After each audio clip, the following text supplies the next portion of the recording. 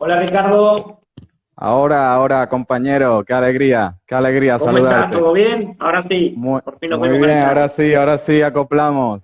Oye, Perfecto. Me voy a poner los auriculares también, así te puedo escuchar genial, mejor. genial. ¿Tú me escuchas, me oyes bien? Sí, te escucho un poco bajito, pero ahí conecto el auricular. Un segundito.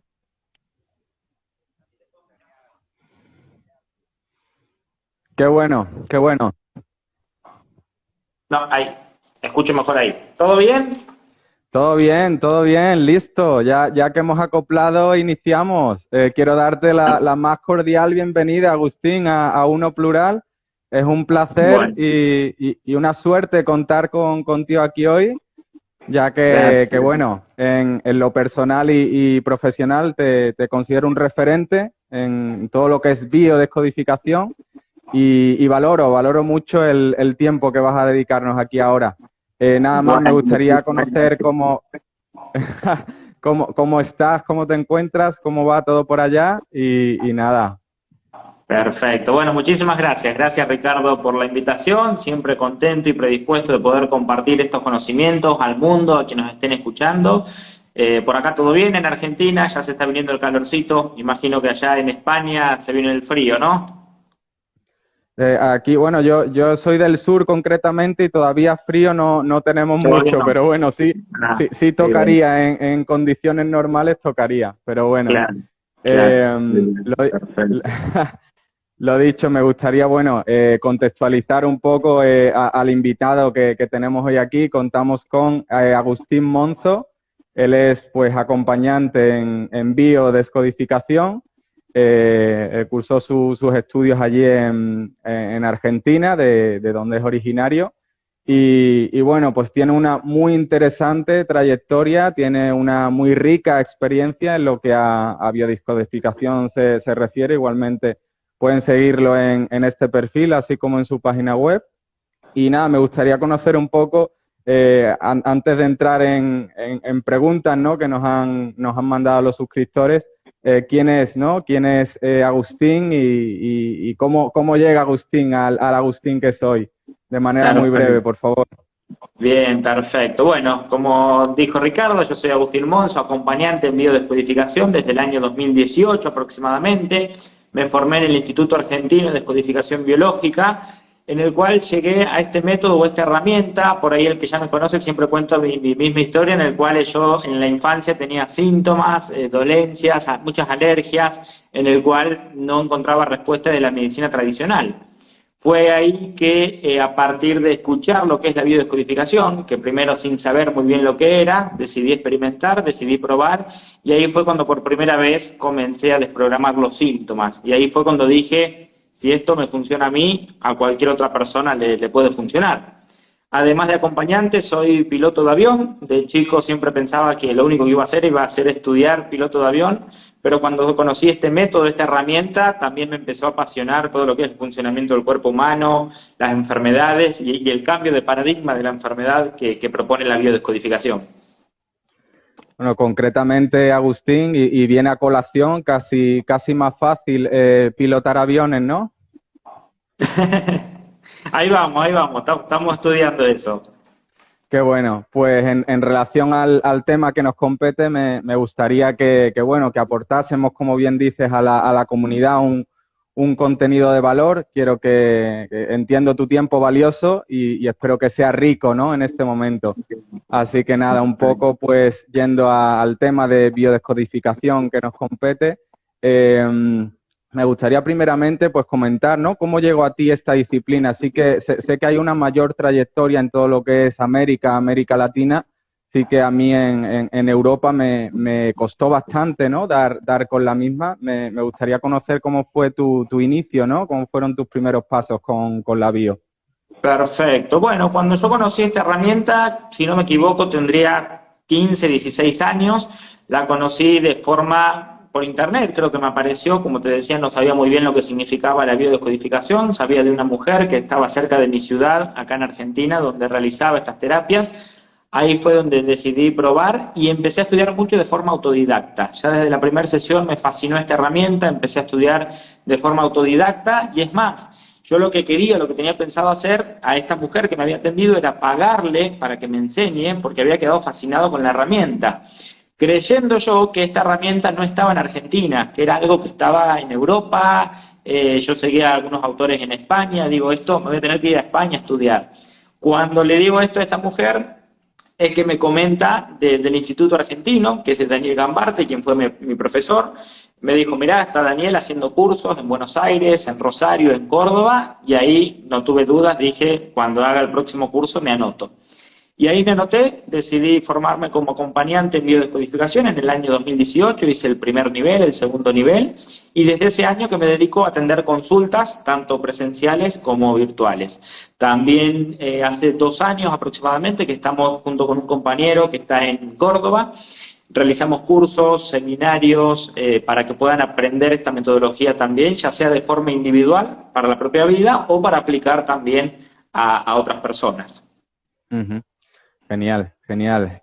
Agustín, ¿cómo surge más concretamente Descodificarte, ¿no? Que es un poco la marca personal. Entiendo que, bueno, pues habéis dado soporte a cientos de consultantes y de ahí que seáis un referente, ¿no? Como yo os considero en la materia. ¿Cómo surge Descodificarte? Los primeros inicios de lo que es la descodificación biológica, por el cual armamos esta página en Instagram, fue poniendo posteos acerca de frases de libros que me gustaban. Después que me formé fue cuando le empecé a dar más información, más contenido de valor.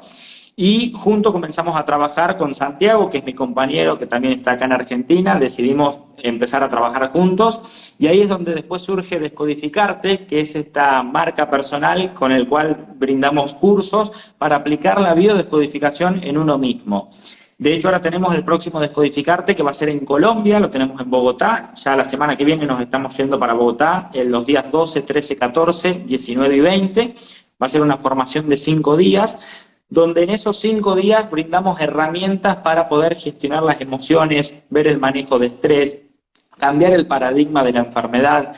Es una experiencia, la verdad, enriquecedora, no solamente, además de que nosotros dictamos servicios y cursos por internet, la experiencia presencial es como muy marcada, ¿no? Las relaciones que Siempre se generan, el trato, poder tomar un café con alguien, conversar acerca de estos temas, la verdad que es muy interesante. Así que así surge, podemos decir, el Descodificarte. Qué bueno, Agustín, nada, entrando un poco en materia, personalmente, ¿no? Me gustaría pues plantearte esta siguiente cuestión que nos han trasladado. En mi visión personal, ¿no? Lo que a mí me ha aportado, yo el otro día lo hablaba con un familiar, digo, es increíble el poder que te aporta este conocimiento, ¿no? Está quizás muy arraigado a nivel cultural y las personas quizás somos así por naturaleza, buscamos esa recompensa inmediata, buscamos ir a un médico que nos dé una pastillita y que nos cure, ¿no? La la NMG tiene un trabajo que tienes que realizar que es realmente cuando llega una curación real, ¿no?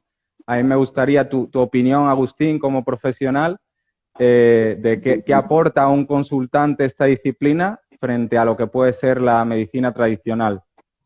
Perfecto. Bueno, sí, yo siempre digo que esto de la biodescodificación o cualquier otro tipo de terapia complementaria es muy buena, en el cual se basa en encontrar aquellos factores internos que se esconden detrás de la enfermedad. Por supuesto, yo digo que también existen factores externos. Yo, si por ejemplo no estoy acostumbrado a correr, salgo a correr de un día para el otro 15 kilómetros, cuando vuelvo me van a doler las piernas y ahí tenemos un estrés físico. Pero ¿qué sucede? Muchas veces decimos que es un estrés físico, que fue el frío, las comidas, cuando en realidad hubo una emoción. No tenemos en cuenta muchas veces que los pensamientos, sentimientos y emociones, lo que nos pasa el día tras día, también afectan nuestra salud. Entonces, muchas personas me preguntan, bueno, entonces si yo encuentro la emoción, ¿no tengo que ir al médico? Y quizás no se trata de eso, porque la medicina es muy buena. Y podemos con la medicina, el consultante va a tratar la enfermedad, lo que vamos a tratar nosotros va a ser la causa, va a ser la emoción. No significa que no tengamos que ir al médico, que no tengamos que hacer un tratamiento, porque esto es complementario, no es alternativo, no pretende reemplazar. Pero qué importante sería que podamos trabajar las dos cosas en conjunto, porque también hay muchas personas, como decís vos, quizás hacemos un tratamiento, tapamos el síntoma porque es lo más fácil, pero no escuchamos nuestras emociones. ¿Qué pasa tarde y temprano? Ese síntoma vuelve a aparecer. O cuántas personas a raíz de una cirugía quizás quitan un tumor y al tiempo vuelve a aparecer el tumor o en otra zona del cuerpo también. Entonces, ¿tengo que hacer el tratamiento? ¿Tengo que ir a cirugía? Buenísimo. Pero ¿qué tal si además de eso me cuestiono qué situación de estrés pude haber pasado, qué emoción quizás no gestioné? Porque eso hace que no se vuelva a repetir.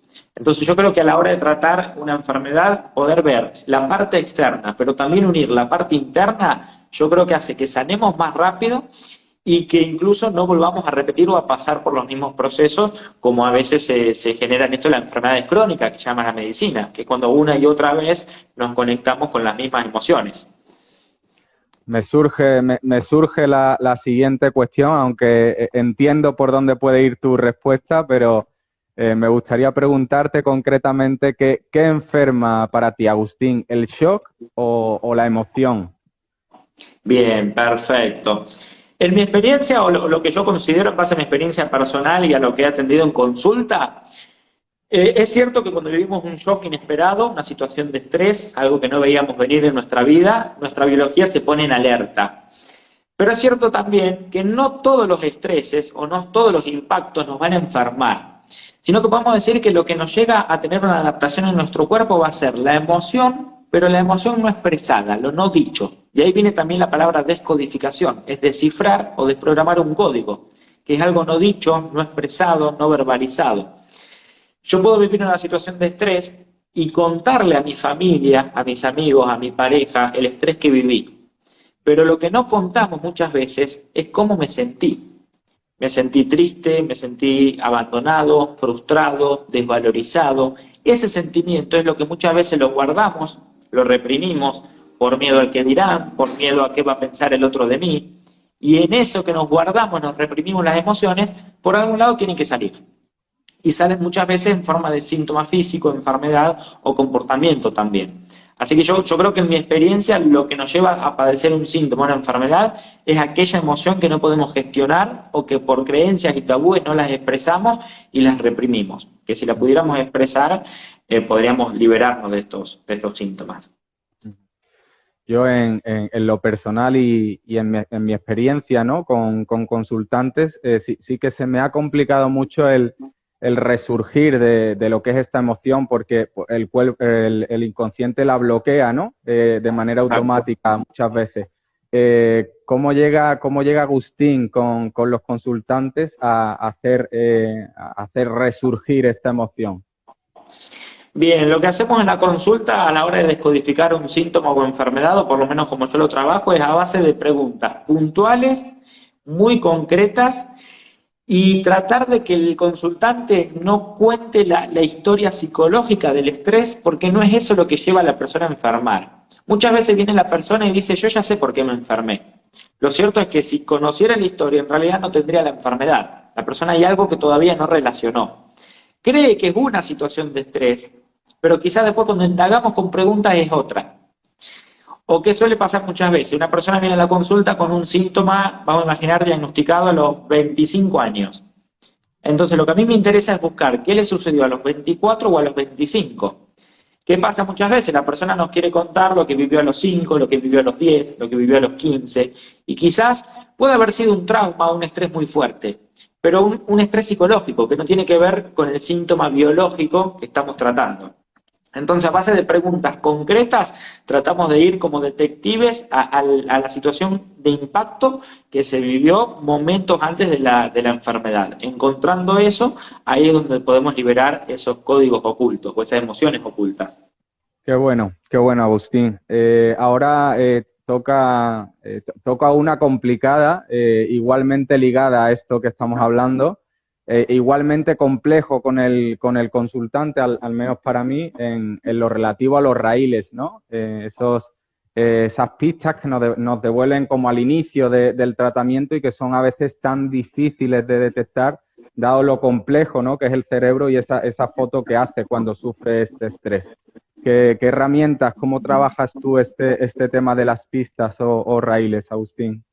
Perfecto. Una de las formas con la cual voy a buscar estos raíles, que son acontecimientos o impactos que nos han quedado grabados en nuestra mente, en nuestro cerebro, es a través de los ciclos biológicos celulares memorizados, que es una herramienta que consiste en ir dividiendo la edad del consultante entre dos para ir puntual a donde va a haber otro acontecimiento con otra emoción idéntica. ¿Qué quiere decir esto? Que muchas veces, por ejemplo, algo que me pasó a los 10 se me repite a los 20, quizás a los 40, en ciclos de múltiplos de 2. Entonces, al ir dividiendo la edad entre 2, a veces el consultante se sorprende y dice, ¿cómo sabes que a los 20 me pasó algo similar? Porque los ciclos es algo matemático, de lógica, que no falla, donde hay otro acontecimiento con otras personas, en otro escenario, pero donde la emoción es la misma, la emoción se vuelve a repetir. Es cierto que, como decís vos, hay veces que es difícil llegar a esos momentos de impactos, porque podemos decir que recordar esas situaciones a la persona le puede generar cierto estrés.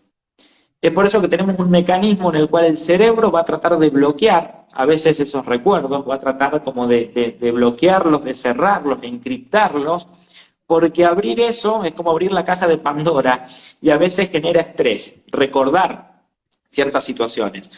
Por eso yo creo que cada persona tiene su momento y a veces es respetable cuando no estamos llegando, no estamos encontrando la emoción. Puede probar con otro terapeuta, puede probar con otra herramienta o probar más adelante, porque cada persona tiene su momento también de sanar. Quizás no es el momento de liberar esa emoción o no está preparada para confrontarse con esa emoción y es respetable. Entonces a veces puede suceder eso también, el cerebro bloquea esas situaciones. Genial, genial, Agustín. Mil gracias, me vale muy mucho toda esta información en lo profesional. Me gustaría conocer igualmente si trabajas con el genealógico. Con el árbol genealógico trabajo, pero como última instancia o como último recurso. Yo particularmente busco los conflictos que vivió la persona en la edad cronológica, lo que le pasó en su vida en la edad cronológica. Si no encuentro nada ahí o si no encuentro una emoción, me voy un poco más atrás al proyecto y sentido, que es la etapa que va desde antes de la concepción hasta los 3 años del niño. Y en el caso de que ahí quizás tampoco encontremos mucha información, ahí sí voy al transgeneracional, a analizar quizás nombres, fechas, experiencias de nuestros ancestros, todas aquellas situaciones o emociones no resueltas que pudo haber vivido la familia. Ahora bien, acá cabe otra cuestión, pregunta que surge siempre a veces en las charlas, en los cursos, en los seminarios o en una sesión también. ¿Qué pasa si no tengo los datos o no tengo a mi familia para ir a preguntarle? Que eso puede ser algo muy, muy común que puede ocurrir.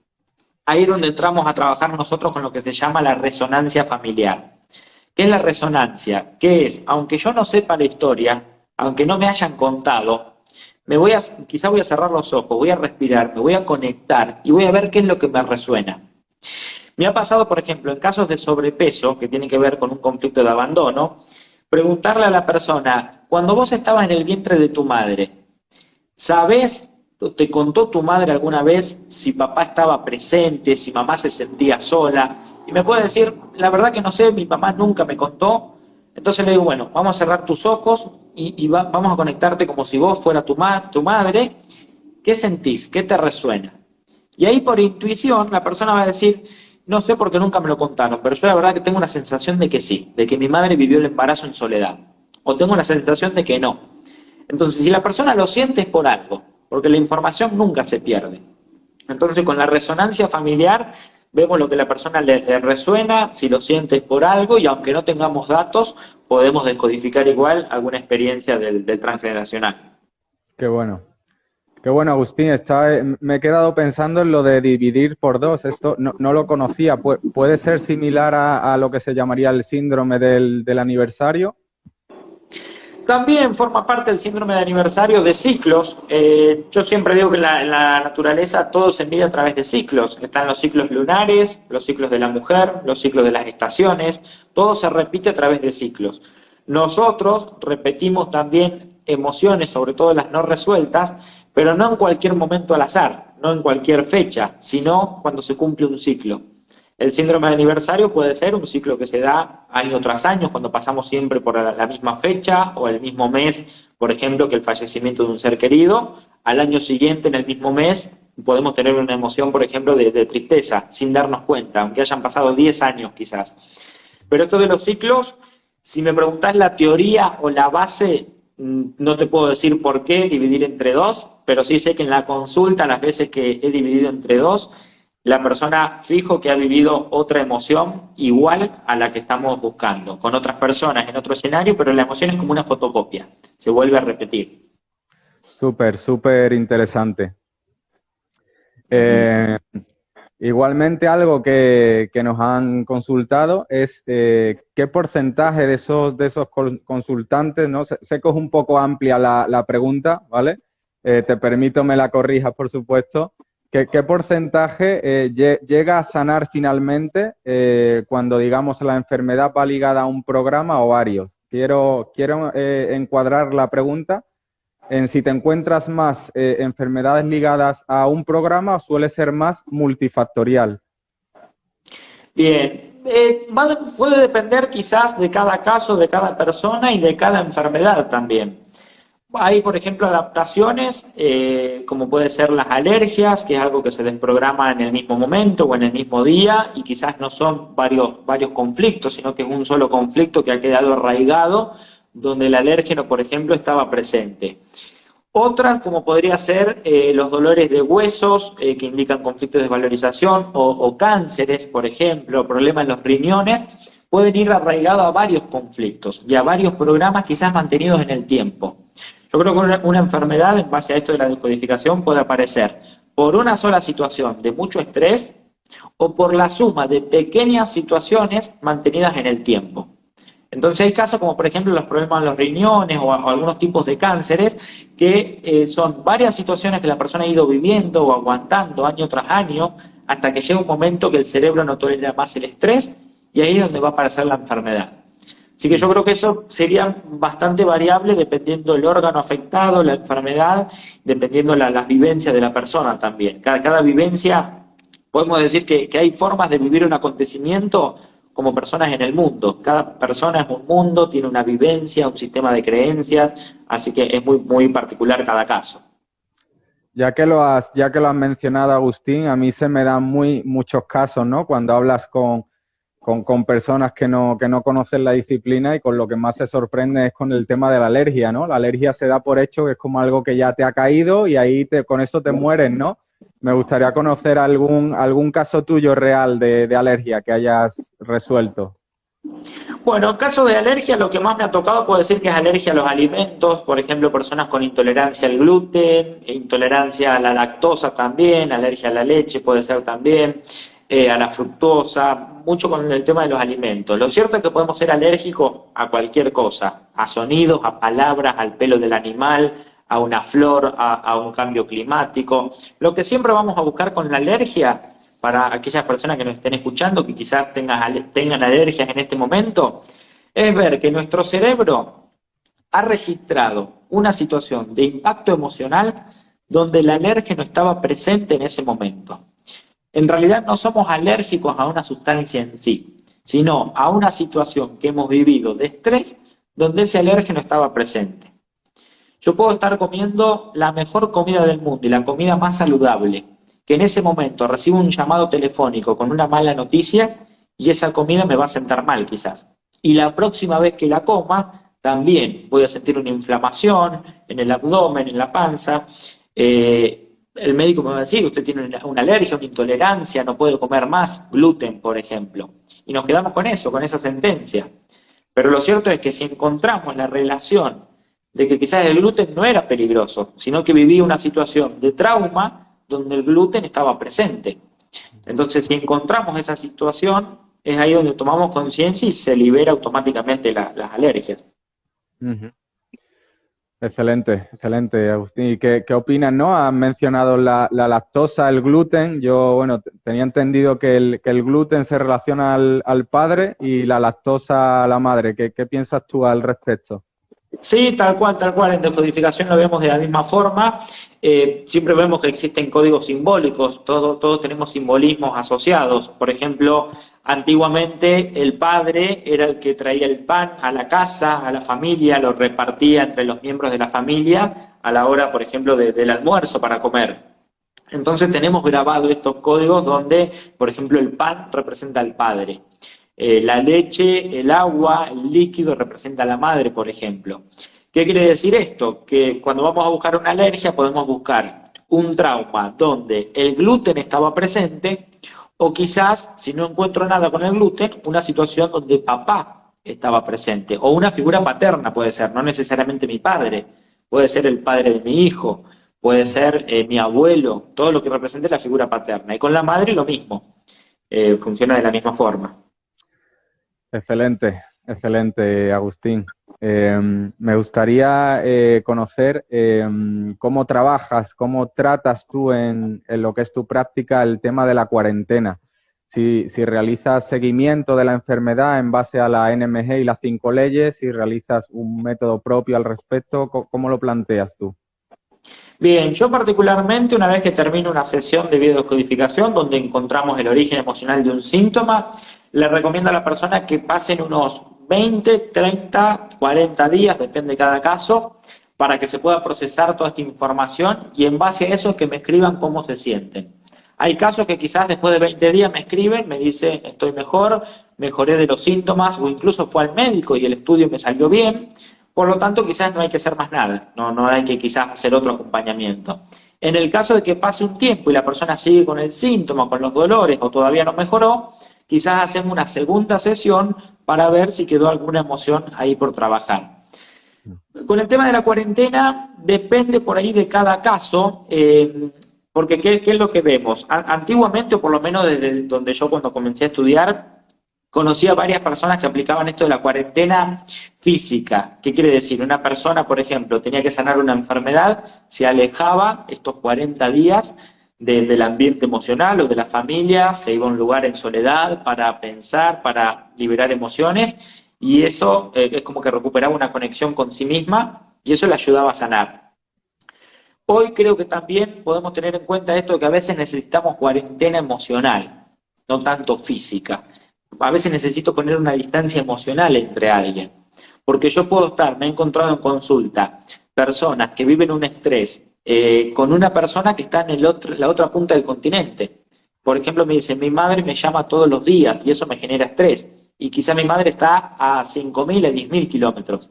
Entonces ahí estoy en una distancia física separado, pero emocionalmente estoy conectado con algo que me genera estrés.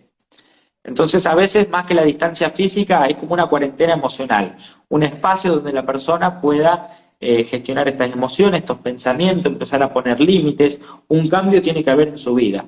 Tiene como que sanar implica cambiar, siempre digo. Yo como empezar a hacer un cambio, ya sea de pensamientos, emociones o de hábitos.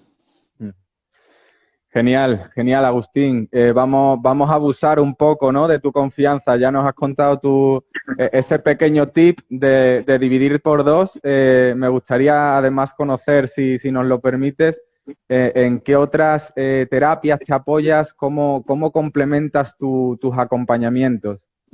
Bien.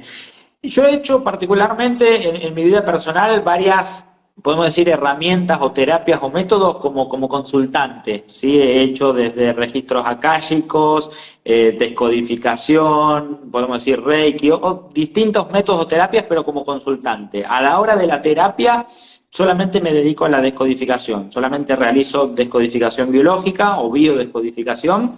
Dentro de eso, con distintas herramientas, ¿sí? Como puede ser la herramienta del proyecto y sentido, el transgeneracional, los ciclos biológicos, herramientas del perdón a veces también, cambiar la percepción de un acontecimiento, son todas herramientas o tips que nos ayudan para poder salir de un bloqueo o de una emoción.